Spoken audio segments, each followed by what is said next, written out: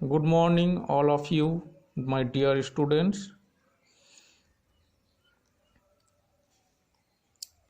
আমাদের ক্লাস চলছিল ecology, environment and পপুলেশনের উপরে। এটা পড়ার সময় প্রিভিয়াস ক্লাসে আমরা জল এবং আলো নিয়ে কিছু আলোচনা করেছিলাম। আজকে আমরা পরবর্তী যে অন্যান্য ফ্যাক্টরগুলো আছে, যেমন তাপমাত্রা, মাটি বা মৃত্তিকা, এগুলো নিয়ে আলোচনা করব। তার আগে গত ক্লাসে যে আমরা আলোচনা করেছিলাম আলো, সেই আলোর উপর ডিপেন্ড করে আমরা আলোর যে ভেদ্যতা জলের উপরে, তার উপর ডিপেন্ড করে জলকে কতগুলো স্তরে ভাগ করেছিলাম। সেগুলো কী ছিল? লিটোরাল, লিমনেটিক, প্রোফান্ডাল এবং বেন্থিক জোন। গত ক্লাসে ভিডিও বড় হয়ে যাওয়ার জন্য একটা ছোট্ট বিষয় ছেড়ে দিয়েছিলাম। সেই বিষয়টা আগে আলোচনা করে নেব, তারপরে আমরা পরবর্তী ফ্যাক্টরগুলোতে যাব।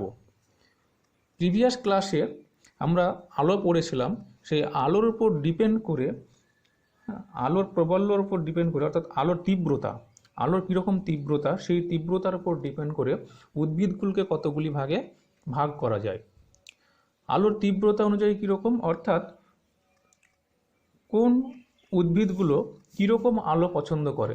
কেউ কম আলো পছন্দ করে, কেউ বেশি আলো পছন্দ করে, কেউ বা মাঝারি আলো পছন্দ করে, তাই তো?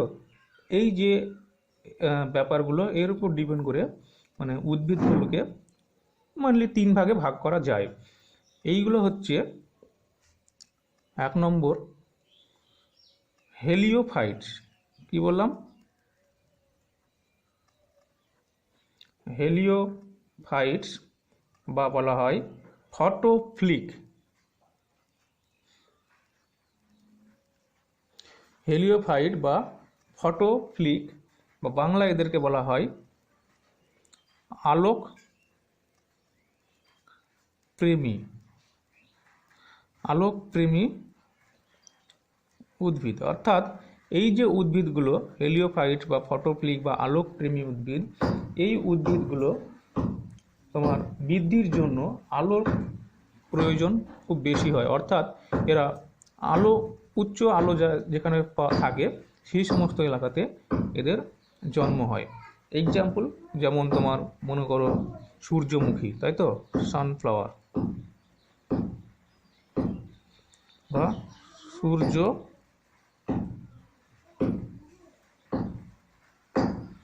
সূর্যমুখী, তারপরে মনে করো টমেটো। এই যে উদ্ভিদগুলো, এদের বৃদ্ধির জন্য কিন্তু উচ্চ আলোর প্রয়োজন, অর্থাৎ এরা অধিক আলোযুক্ত স্থানে জন্মায়। তাহলে এরা আলোকপ্রেমী, আলো ভালোবাসে, তাই এদেরকে বলা হয় হেলিওফাইটস বা ফটোফ্লিক বা আলোকপ্রেমী উদ্ভিদ। 2 হচ্ছে সিওফাইটস।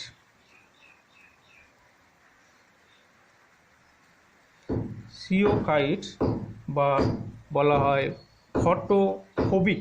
ফোবিক কথাটা তোমরা শুনেছো, ফোবিয়া কথাটা শুনেছো। ফটোফোবিক, ফোবিয়া মানে কি? ভয়, তাই তো?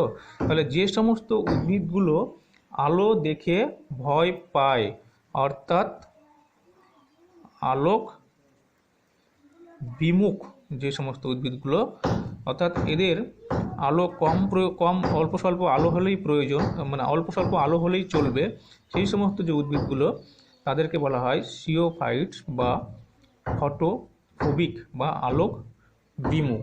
ফর এক্সাম্পল, এই উদ্ভিদগুলো যেমন তোমার ফার্ন, তোমরা দেখেছো ফার্ন যে উদ্ভিদগুলো, সেগুলো কিন্তু ছায়াযুক্ত স্থানে জন্মায়। এরা অধিক আলো পাওয়া যায়, আলো সরাসরি এদের পড়ে এরকম জায়গায় কিন্তু এরা জন্মায় না। তারপর হচ্ছে কচু। তোমরা খুব ভালো করেই জানো কচু গাছ কিন্তু তোমার কোনো ছায়াযুক্ত আমের বাগান বা কোনো একটা বাগানে, সেগুলোতে বা ছায়াযুক্ত অঞ্চলে কিন্তু চাষ করা হয়। তারপরে লাইকোপোডিয়াম, তোমরা নাম শুনেছো নিশ্চয়, পাহাড়ে পাওয়া যায়, পাহাড়ি অঞ্চলে। লাইকোপোডিয়ামও কিন্তু ছায়াযুক্ত অঞ্চলে জন্মায়। এগুলো হচ্ছে আলোক বিমুখ উদ্ভিদ, যেগুলো ছায়াযুক্ত অঞ্চলে জন্মায়।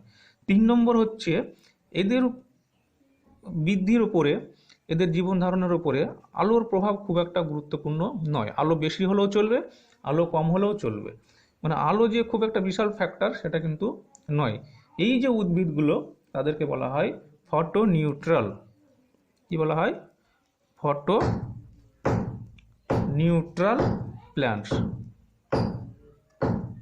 ফটো নিউট্রাল প্ল্যান্ট বা বলা হয় আলোক নিরপেক্ষ, বলা হয় আলোক নিরপেক্ষ উদ্ভিদ। এই যে আলোক নিরপেক্ষ উদ্ভিদ, এগুলো কি বললাম, এইগুলোর বৃদ্ধির জন্য এদের জীবনযাত্রার উপরে আলোর তীব্রতা বেশি হোক বা কম হোক তার উপর কোনো প্রভাব পড়ে না, আলো হলেই হবে। যেমন তোমরা নাম শুনেছ রোজ, গোলাপ, গোলাপের সঙ্গে প্রত্যেকেই পরিচিত। গোলাপ, তারপরে আলু, পটেটো, তুলো, কটন, তাই তো? এই যে উদ্ভিদগুলো, এইগুলোর ক্ষেত্রে কিন্তু আলোর প্রভাব খুব একটা ডিপেন্ড করে না। আলো কম হলেও চলে, বেশি হলেও চলবে। আলোর উপর এইটুকু স্টাডি আমাদের গত ক্লাসে একটু বাকি ছিল, সেটা আজকে কমপ্লিট হলো। এরপরে যেটা আমরা শুরু করব সেটা হচ্ছে তাপমাত্রা। কি বললাম? এরপরে যেটা শুরু করব সেটা হচ্ছে পরিবেশের অন্যতম ফ্যাক্টর তাপমাত্রা। এই তাপমাত্রা পরিবেশে জীবের জীবন ধারণের উপর কিন্তু গুরুত্বপূর্ণ ভূমিকা পালন করে, তাই না? তাপমাত্রা জীবনের গুরুত্বপূর্ণ ভূমিকা আছে। যেমন দেখো, কিছু কিছু উদ্ভিদ বা প্রাণী আছে যারা কিন্তু নিম্ন তাপমাত্রাযুক্ত অঞ্চলে জন্মাতে পারে। তাদেরকে যদি উচ্চ তাপমাত্রাযুক্ত অঞ্চলে নিয়ে যাওয়া হয় তারা কিন্তু জন্মাতে পারবে না। আবার কিছু উদ্ভিদ আছে যারা উচ্চ তাপমাত্রাযুক্ত অঞ্চলে জন্মায়, তাদেরকে যদি আমরা নিম্ন তাপমাত্রাযুক্ত অঞ্চলে নিয়ে যাই সে কিন্তু সেখানে ভালো গ্রোথ করতে পারবে না। যেমন মনে করো যে এখন যদি আমরা ক্রিপ্টোমেরিয়া জাপোনিকা বা ঝাউ গাছ, এই গাছগুলো কোথায় জন্মায়? এই গাছগুলো জন্মায় হচ্ছে একেবারে পাহাড়ি অঞ্চলে, যেখানে তাপমাত্রা অনেক কম। সেইগুলোকে নিয়ে এসে যদি এখন মরুভূমিতে লাগানো হয় তাহলে কি সেখানে তারা ভালো গ্রোথ করতে পারবে? ভালো গ্রোথ করতে পারবে না, নাও বাঁচতে পারে, বাঁচবে না। এবার যে প্ল্যান্টসটা, সাপোজ মনে করো ক্যাকটাস গাছগুলো, সেই ক্যাকটাস গাছগুলো যেগুলো কিনা মরু অঞ্চলে জন্মায়, সেগুলোকে নিয়ে গিয়ে যদি এখন সুমেরু অঞ্চলে, কুমেরু অঞ্চলে, বরফের এলাকায় লাগানো হয় তাহলে কি সেখানে তারা বাঁচবে? অবশ্যই বাঁচবে না। অর্থাৎ এই যে তাপমাত্রার উপর ডিপেন্ড করে উদ্ভিদগুলোর মধ্যে এরকম ব্যাপার দেখা যায়, যারা কম তাপমাত্রা অঞ্চলে কিছু জন্মায়, কিছু বেশি তাপমাত্রা অঞ্চলে জন্মায়, কিছু নাতিশীতোষ্ণ অঞ্চলে ভালো জন্মায়। এরকম প্রাণীদের ক্ষেত্রেও দেখা যায় যে ধরো শিল মাছকে যদি এখন নিয়ে এসে আমাদের গঙ্গাতে ছেড়ে দেওয়া হয়, সে কি বাঁচবে? বাঁচবে না। বা পেঙ্গুইনকে যদি এখন সুমেরু অঞ্চল থেকে নিয়ে এসে আমাদের এই সমভূমি অঞ্চলে ধানের জমিতে ছেড়ে দিলাম একটা ফাঁকা জায়গায়, সেখানে কি সে বাঁচতে পারবে? বাঁচতে পারবে না, কারণ সে নিম্ন তাপমাত্রা অঞ্চলে থাকে, উচ্চ তাপমাত্রাযুক্ত অঞ্চলে কিন্তু সে নিজেকে মানিয়ে নিতে পারবে না।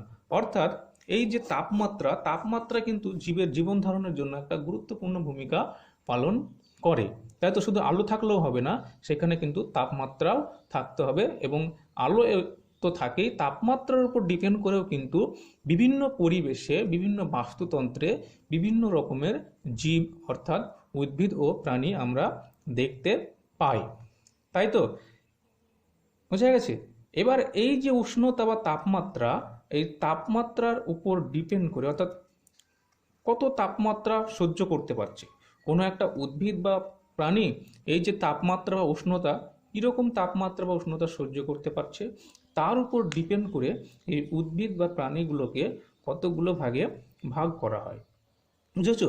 এই উষ্ণতা বা তাপমাত্রা সহনশীলতার উপর, অর্থাৎ উষ্ণতা তাপমাত্রা একই কথা, উষ্ণতার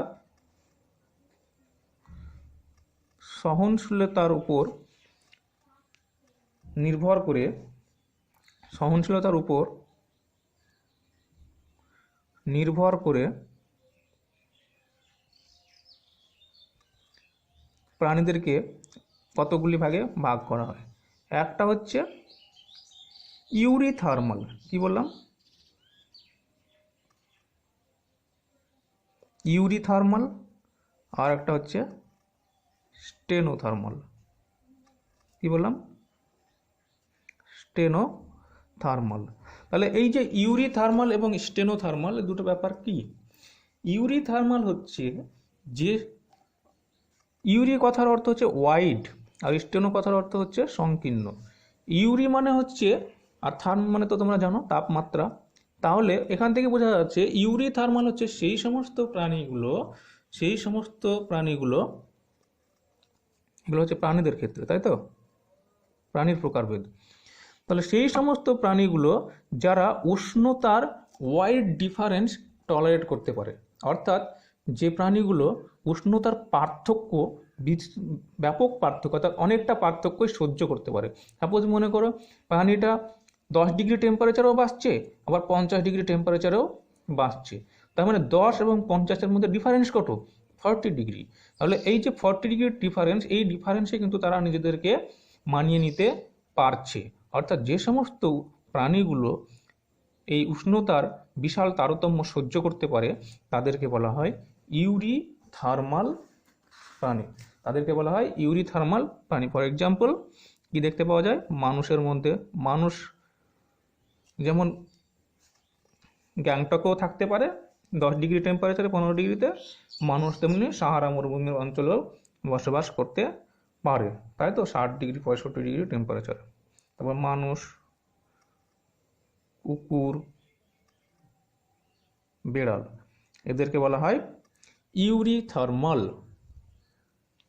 তারপরে হচ্ছে স্টেনোথার্মাল হচ্ছে সেই সমস্ত প্রাণীগুলো যারা উষ্ণতার সামান্য পরিবর্তন সহ্য করতে পারে।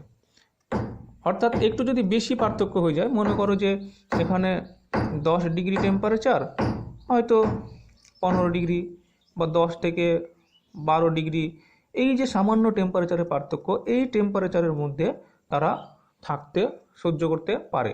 এবার যদি যে 10 ডিগ্রি টেম্পারেচার থাকে তাকে যদি হঠাৎ করে 50 ডিগ্রি টেম্পারেচারের পরিবেশে নিয়ে চলে যাওয়া হয়, তাহলে কিন্তু সেখানে সে নিজেকে মানিয়ে নিতে পারবে না। বুঝতে পেরেছো? এই সমস্ত যে প্রাণীগুলো যারা উষ্ণতার সামান্য পার্থক্য সহ্য করতে পারে, বেশি পার্থক্য সহ্য করতে পারে না, তাদেরকে বলা হয় স্টেনোথার্মাল। ফর এক্সাম্পল শামুক, তারপরে গিরগিটির নাম তোমরা সবাই শুনেছো, প্রবাল, হ্যাঁ, কোরাল, তাই তো, প্রবাল মানে কি? কোরাল। এই সমস্ত প্রাণীগুলো কিন্তু স্টেনোথার্মাল প্রাণী। বোঝা গেছে? এরপরে হচ্ছে, এটা গেল কি প্রাণীর ক্ষেত্রে। এবারে যে উষ্ণতার সহনশীলতার উপর নির্ভর করে উদ্ভিদকুলকেও কিন্তু কতগুলি ভাগে ভাগ করা যায়। কীরকম? এক হচ্ছে মেগাথার্মস। কি বললাম? মেগাথার্মস কারা? দেখবে এই ধরো একটা মনে করো জায়গা, এই জায়গার মধ্যে যে উদ্ভিদগুলো থাকে, তারা এক ধরনের। আবার মনে করো এই একটা জায়গা, তাই তো, এখানে সানলাইট সবসময় পড়ে, সূর্য খুব কাছে থাকে, মানে প্রচণ্ড তাপমাত্রা, তাহলে এইখানে এক ধরনের উদ্ভিদ জন্মাবে। আবার এখানে মনে করো সূর্য থেকে অনেক দূরে অনেকটা জায়গাটা, এখানে তাপমাত্রা মাঝারি ধরনের, নাতিশীতোষ্ণ এলাকা, তাহলে এইখানে এক ধরনের উদ্ভিদ জন্মাবে। আবার এটা আরও দূরে, সুমেরু অঞ্চলের দিকে, পার্বত্য অঞ্চল, তাহলে এইখানে তাপমাত্রা আরও কম, তাই তো, এখানে সূর্য কাছে, তাই তো, নিরক্ষীয় অঞ্চল, এই অঞ্চলে যেমন তাপমাত্রা, তারপরে নাতিশীতোষ্ণ অঞ্চলে নিশ্চয়ই সেরকম তাপমাত্রা হবে না, তুন্দ্রা অঞ্চলে নিশ্চয়ই সেরকম তাপমাত্রা হবে না, আরও কম হবে। তাহলে এই যে ডিফারেন্ট রিজিয়নে ডিফারেন্ট তাপমাত্রা, এই ডিফারেন্ট রকমের উদ্ভিদ জন্মায়। আমাদের এই অঞ্চলে, এটা নিরক্ষীয় অঞ্চল, এই অঞ্চলে আমরা কি দেখতে পাই? আম, জাম, কাঁঠাল, তাই তো, এই যেমন সমস্ত টমেটো, সূর্যমুখী, এই সমস্ত গাছগুলো কিন্তু আমরা এই অঞ্চলে দেখতে পাই। আবার যখন আমরা তুন্দ্রা অঞ্চলে চলে যাব, তখন সেখানে কিছু গ্রাস দেখতে পাই, আর কি দেখতে পাই? রোডোডেনড্রন, তাই তো, ক্রিপ্টোম্যারিয়া, এই সমস্ত উদ্ভিদগুলো আমরা, ঝাউ গাছ, এগুলো দেখতে পাই। আবার যখন নাতিশীতোষ্ণ অঞ্চলে চলে যায়, সেখানে আমরা কিছু তৃণভূমি দেখতে পাই, আর কিছু অরণ্য যেমন হচ্ছে কি বলবো, কনিফার জাতীয় যে প্ল্যান্টগুলো, কনিফার মানে সাইকাস, পাইন, তাই তো, এই সমস্ত উদ্ভিদগুলো কিন্তু এই অঞ্চল অর্থাৎ নাতিশীতোষ্ণ অঞ্চলের দিকে দেখা যায়। অর্থাৎ তাপমাত্রার উপর ডিপেন্ড করে বিভিন্ন পরিবেশে কিন্তু বিভিন্ন উদ্ভিদ জন্মাচ্ছে। এই যে বিভিন্ন পরিবেশে বিভিন্ন উদ্ভিদগুলো জন্মাচ্ছে, কোন উদ্ভিদগুলো কোন তাপমাত্রার পরিবেশে জন্মাচ্ছে তার উপর ডিপেন্ড করে সেগুলোকে নাম দেওয়া হয়েছে। যেমন হচ্ছে মেগাথার্মস, মেগা কথার অর্থ কি? মেগা মানে হচ্ছে বৃহৎ, অনেক বড়। তাহলে সেই সমস্ত উদ্ভিদগুলো যারা উচ্চ তাপমাত্রা সহ্য করতে পারে, অর্থাৎ উচ্চ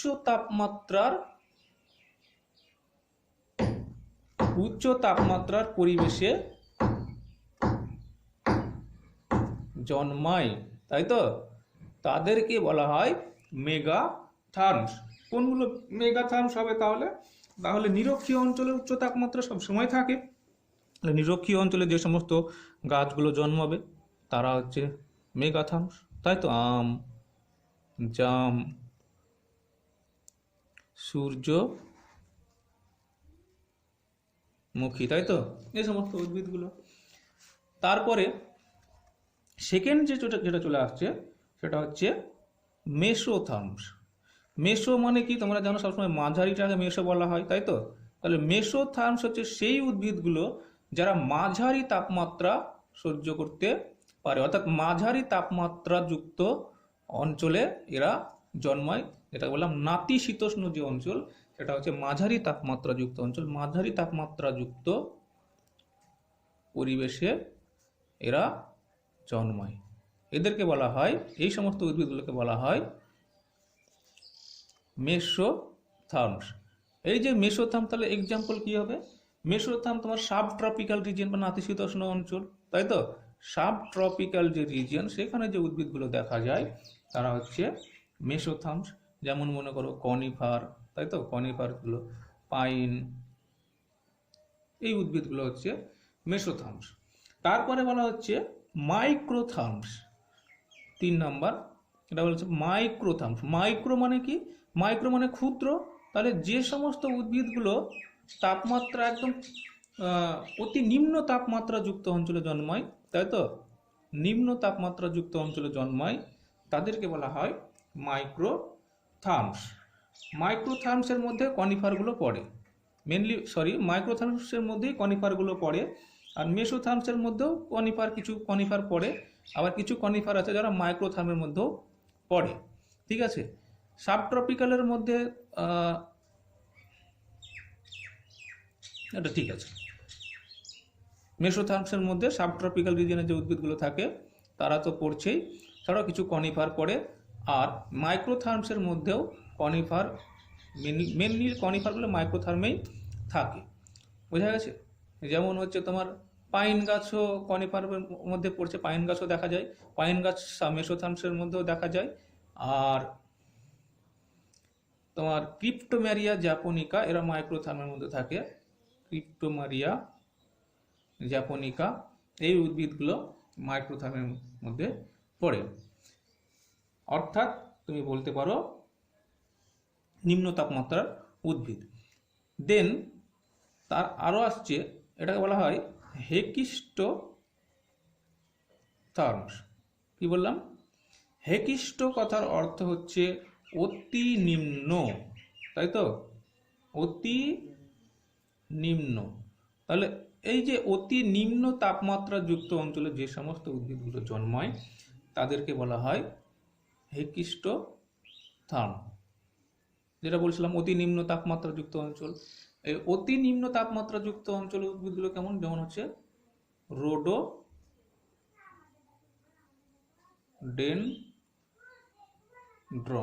তাই তো। যে রোডোডেনড্রন উদ্ভিদ এরা কিন্তু অতি নিম্ন তাপমাত্রা যুক্ত অঞ্চলে জন্মায়। তুন্দ্রা, আলপাইন রিজিয়নে যে সমস্ত উদ্ভিদগুলো থাকে তাদেরকে বলা হয় হেকিস্টোথার্ম, বোঝা গেছে।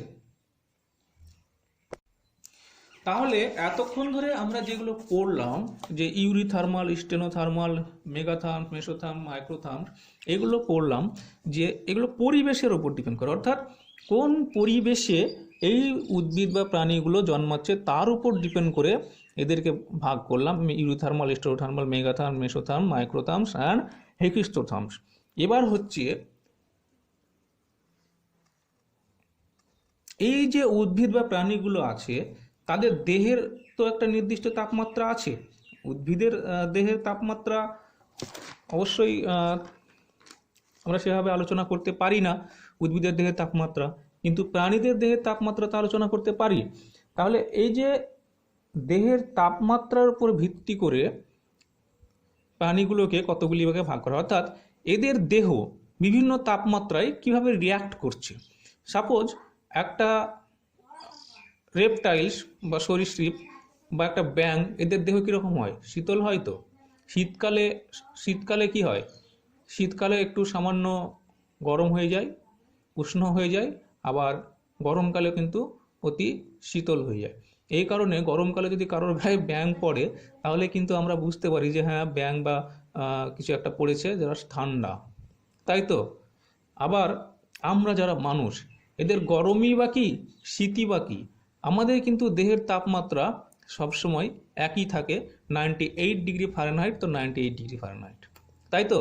তাহলে কিছু প্রাণী আছে যাদের কি হয়, এই যে পরিবেশের তাপমাত্রা পরিবর্তনের সঙ্গে সঙ্গে নিজেদের দেহের তাপমাত্রা পরিবর্তিত হয়ে যায়। কিছু প্রাণী আছে যাদের পরিবেশের তাপমাত্রা যাই হোক না কেন তার তাপমাত্রা কিন্তু একই থাকে।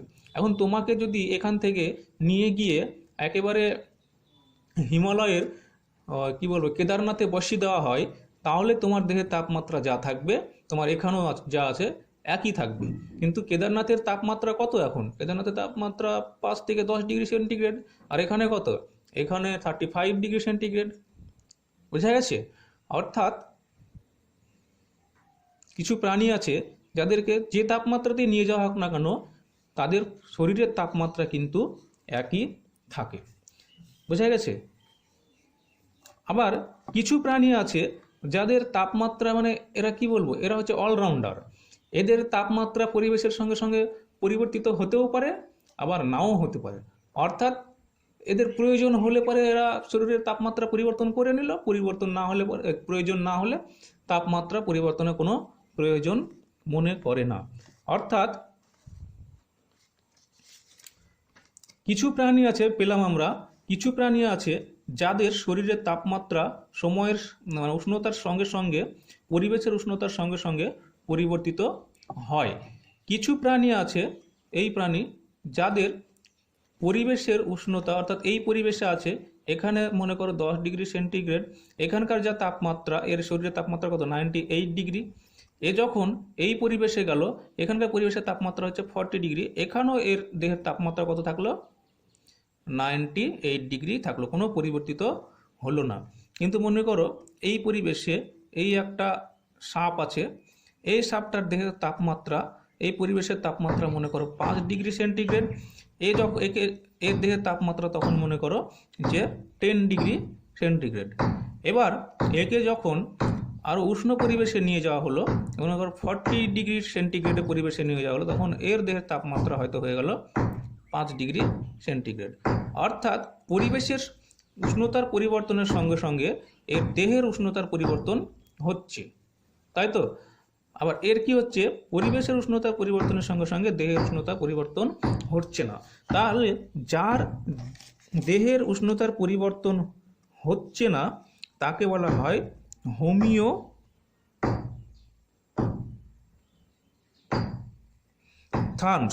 হোমিওথার্মস বা বলা হয় উষ্ণ শোণিত প্রাণী। কারা উষ্ণ শোণিত প্রাণী? কারা বা উষ্ণ রক্তের প্রাণী কারা? হোমিওথার্মস কারা? তারা হচ্ছে যেমন বার্ডস, পাখি, ম্যামেলস, তাই তো। আমরা মানুষরা কি ম্যামেলস? তো ম্যামেলস এরা। আর এইদের দেহের পরিবেশের তাপমাত্রার সঙ্গে সঙ্গে যাদের দেহের তাপমাত্রা পরিবর্তিত হচ্ছে তাদেরকে বলা হয়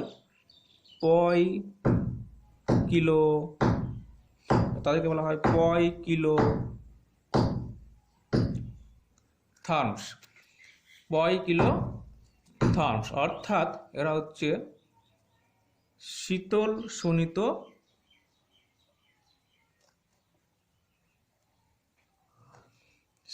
শোণিত প্রাণী। এরা কারা? এরা হচ্ছে অ্যাম্ফিবিয়ান্স, তাই তো? এরা হচ্ছে অ্যাম্ফিবিয়ান্স, রেপটাইলস, তাই তো? তারপরে এইগুলোই হয়, ফিশ হয়, মাছ, এরা হয়। এছাড়া আর একটা কি বললাম, কিছু প্রাণী আছে যাদের উষ্ণতার, এ মনে করে একটা প্রাণী, একে যখন এই 5-10 মনে করে এখানে 10 ডিগ্রি টেম্পারেচার, এখানে 40 ডিগ্রি টেম্পারেচার, ঠিক আছে? একে যখন এখান থেকে এখানে নিয়ে আসা হলো, এর যদি প্রয়োজন হলে এ তাপমাত্রা দিয়ে পরিবর্তন করলো, না প্রয়োজন হলে করলো না, মানে একই না, এটা অলরাউন্ডার, ইচ্ছা হলে করলো, না হলে না করলো। এই ধরনের যে প্রাণীগুলো তাদেরকে বলা হয় হেটেরোথার্মস। হেটেরো মানে কি? আলাদা, অর্থাৎ প্রয়োজন হলে করছে, না হলে করছে না। এই ধরনের প্রাণীদেরকে বলা হয় হেটেরোথার্মস। অর্থাৎ এরা হচ্ছে বোথ, দুটো ক্যারেক্টারই এদের আছে। এদের প্রয়োজন যখন হচ্ছে তখন পরিবর্তন করছে, যখন হচ্ছে না তখন করছে না। তাহলে যখন হচ্ছে না, প্রয়োজন পড়ছে না, তখন কি এরা? তখন হোমিওথার্মস। আর যখন প্রয়োজন পড়ছে, পরিবর্তন করছে, তখন পরিবর্তন করলে কি বলা হয়? পয়কিলোথার্মস। তখন এদেরকে বলা হয় পয়কিলোথার্মস। এক্সাম্পল, এদের এক্সাম্পল হচ্ছে বাদুড়। কি বললাম? বাদুড়, তাই তো? তারপরে তোমরা নিশ্চয়ই নাম শুনেছো, হামিং বার্ডের নাম শুনেছো। হামিং বার্ডের নাম তোমরা নিশ্চয়ই শুনেছো। এই হামিং বার্ড হচ্ছে পয়কিলোথার্মস প্লাস হোমিওথার্মস, অর্থাৎ হামিং বার্ড হচ্ছে হেটেরোথার্মস এক প্রাণী। বুঝা গেছে? বুঝতে পেরেছো? এই হচ্ছে মেগাথার্মস, মেসোথার্মস, মাইক্রোথার্মস অ্যান্ড হেকিস্টোথার্মস। তার সঙ্গে এখানে আছে হোমিওথার্মস। এইগুলো হচ্ছে উষ্ণতার, পরিবেশের যে উষ্ণতা, অর্থাৎ যে কোন উষ্ণতার পরিবেশে এরা জন্মায় তার উপর ডিপেন্ড করে এদের ভাগ করা হয়। সেটা হচ্ছে প্রাণীরা হচ্ছে ইউরিথার্মাল, স্টেনোথার্মাল। আর মেগাথার্মস, মেসোথার্মস, মাইক্রোথার্মস, হেকিস্টোথার্মস এগুলো হচ্ছে উদ্ভিদ। আর এইগুলো যেগুলো ভাগ করলাম সেগুলো হচ্ছে বিভিন্ন উষ্ণতার পরিবেশে থাকার জন্য এদের দেহের উষ্ণতার পরিবর্তন হয় কিনা তার উপর ডিপেন্ড করে ভাগ করা হয় হোমিওথার্মস, অর্থাৎ যাদের দেহের কোনো উষ্ণতার পরিবর্তন হয় না, যে পরিবেশে নিয়ে যাওয়া হোক। পয়কিলোথার্মস অর্থাৎ এদের দেহের পরিবেশের উষ্ণতার পরিবর্তনের সঙ্গে সঙ্গে এদের দেহের উষ্ণতার পরিবর্তন হয়। আর হচ্ছে হেটেরোথার্মস, এদের প্রয়োজন হলে পরিবর্তন হয়, না হলে পরিবর্তন হয় না। এদের বোথ, এরা হোমিওথার্মস এবং পয়কিলোথার্মস। বোঝা গেছে? এই হচ্ছে আজকের পড়া। এবার আরেকটা বিষয় সামান্য একটু আমরা জেনে নেব। আগের দিন যখন আমরা আলো পড়ছিলাম, তাই তো? আগের দিন যখন আমরা আলো পড়ছিলাম তখন কিন্তু জলের স্তরকে, এরকম জলের একটা স্তর আছে, সেগুলো কতগুলি ভাগে ভাগ করেছিলাম যে আলো কত গভীরে পৌঁছাচ্ছে, অর্থাৎ আলোক ভেদ্যতা অনুযায়ী কিন্তু আমরা আগের দিন ভাগ করেছিলাম, তাই তো? কাকে? জলের বিভিন্ন স্তরকে। এইবার আজকে যে আমরা কি পড়ছি, আজকে পড়ছি উষ্ণতা বা তাপমাত্রা, তাই তো? টেম্পারেচার, এটা পড়ছি। এইবার এই যে উষ্ণতা, অর্থাৎ জলের বিভিন্ন স্তরে কি ধরনের উষ্ণতা, তার উপর ডিপেন্ড করে জলের একটা জলাশয় হোক বা সমুদ্র হোক বা নদী হোক, সেই জলাশয়ের জলকে কতগুলি স্তরে ভাগ করা হয়। যারা পুকুরে স্নান করেছো তারা বুঝতে পারবে যে পুকুরের একদম উপরের স্তরে যে জল, সেই স্তরের জলের তাপমাত্রা কিন্তু বেশি হয় তুলনামূলকভাবে জলের গভীরে যে তাপমাত্রা তার তুলনায়। তাহলে এই স্তরে জলের উষ্ণতা বেশি হয়, তাই তো? আবার তোমরা যদি জলের গভীরে আরও যাও তখন দেখতে পাবে সেই স্তরে কিন্তু জলের গভীরতা বেশি হলে পরে সেখানে তাপমাত্রা কিন্তু তুলনামূলকভাবে একটু কম। আরও ভেতরে যদি যাই তাহলে দেখা যায় যে জলের গভীরতা, এই গভীরতাতে কিন্তু জলের তাপমাত্রা আরও কম, একেবারেই কম। আমি যখন ছোটোবেলায় পুকুরে স্নান করতাম তখন গরমের সময় পুকুরে স্নান করতে গিয়ে দেখা যাচ্ছে উপরে কিন্তু শান্তি হচ্ছে না, কারণ উপরের জলটা প্রচণ্ড গরম। তখন কি করতাম, ধীরে ধীরে সাঁতার কাটতে কেটে, এটা মনে করো আমি, তাই তো, বা তুমি সাঁতার কাটতে কাটতে কী হয়, নিচের দিকে এসে এখানে কিছুক্ষণ দম আটকে থাকতাম, কারণ এখানকার জল হচ্ছে শীতল। তারপর যখন দম ফুরিয়ে যেত তখন আবার উপরে উঠে যেতাম, আবার উপরে এখানে ভাসতাম। বুঝতে পেরেছ? তাহলে এই যে জলের বিভিন্ন স্তরে বিভিন্ন তাপমাত্রা, তার উপর ডিপেন্ড করে জলের স্ট্র্যাটিফিকেশন অর্থাৎ কতগুলি স্তরে ভাগ করা হয়, তাই তো? কিসের উপর ডিপেন্ড করে ভাগ করা হয়? টেম্পারেচার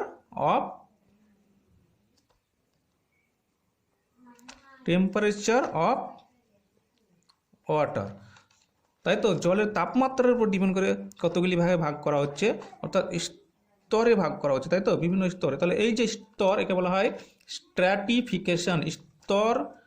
স্তরে ভাগ করাটাকে বলা হয় স্ট্র্যাটিফিকেশন ইংলিশে।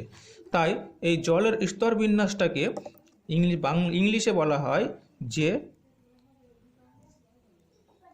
Thermal stratification. কি বললাম? Thermal stratification of water. অর্থাৎ জলের তাপমাত্রার উপর ডিপেন্ড করে জলকে কতগুলি স্তরে ভাগ করা হচ্ছে, তাই একে বলা হয় থার্মাল স্ট্র্যাটিফিকেশন অফ ওয়াটার। এই থার্মাল স্ট্র্যাটিফিকেশন করতে গিয়ে দেখা যায় সব থেকে উপরের যে স্তরটা, যে স্তরের জলের তাপমাত্রা সব থেকে বেশি, এই স্তরটাকে বলা হয় এপিমিলিয়ন। কি বলা হয়? এপিলিমনিয়ন। কি বলা হয়? এপিলিমনিয়ন। সব থেকে যে উপরের স্তরটা তাকে বলা হয় এপিলিমনিয়ন, যেখানে তাপমাত্রা সব থেকে বেশি। তারপরের স্তর, যে স্তরে তাপমাত্রা এই স্তরের তুলনায় তুলনামূলকভাবে কম, এই যে স্তরটা এখানে, একে বলা হয় মেটালিমনিয়ন। কি বলা হয়?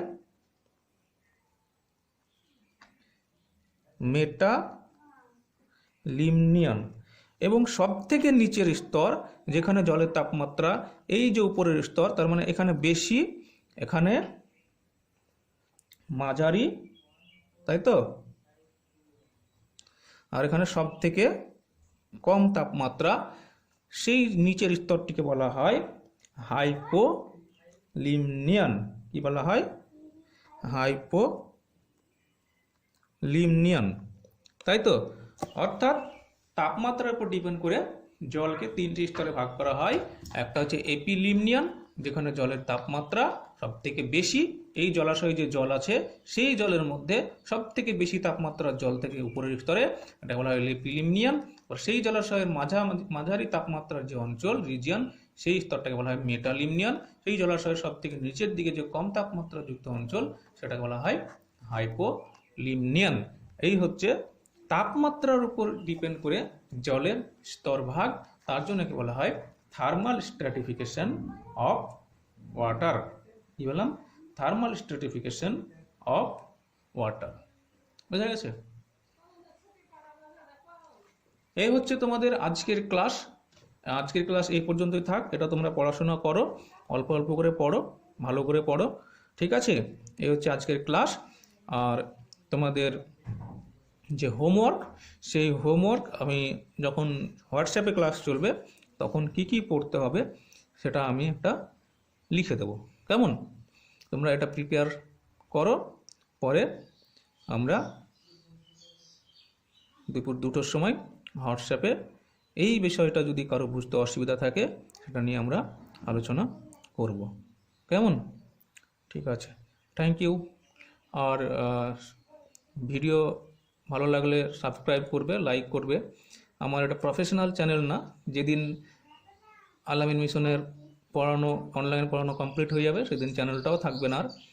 কিন্তু তবুও তোমরা লাইক করবে, কেমন, সাবস্ক্রিপশান করবে। ওকে, থ্যাংক ইউ।